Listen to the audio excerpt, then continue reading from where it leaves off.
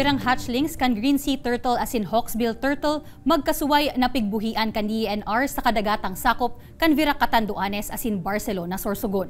Uyaan istorya.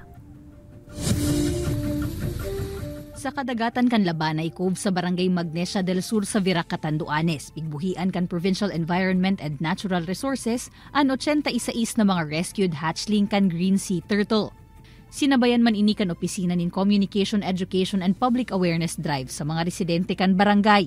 Nganing mas mapaurugpaan kaaraman ninda, dapit sa pigko-konsiderar na endangered species sa irarom kan DENR Administrative Order No. 2019-09.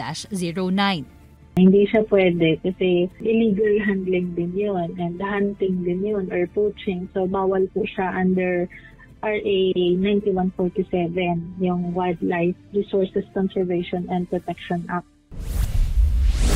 Sa Banwaan in Barcelona, Sorsogon, nasa 26 na mga hawksbill turtle hatchlings man ang na-rescue asin pigbutasan kan Provincial Environment and Natural Resources Office o Penro, Sorsogon sa kadagatang sakop kan Barangay Macabari. Sigun sa Penro, sarong residente an enot na nakadiskubre sa mga hatchling sa lugar na tulos man na ipinaabot sa mga otoridad. 30 hatchling subuot anako sa lugar, alagad 26 na ang nakasalbar.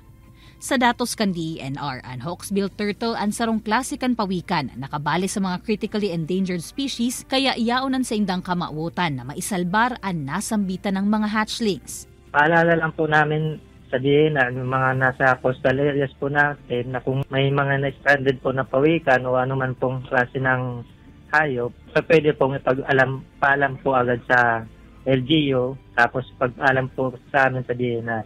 Agad naman po kami mag-respond po. Ini si Jessica Kalinog, Balitang Bicolandia.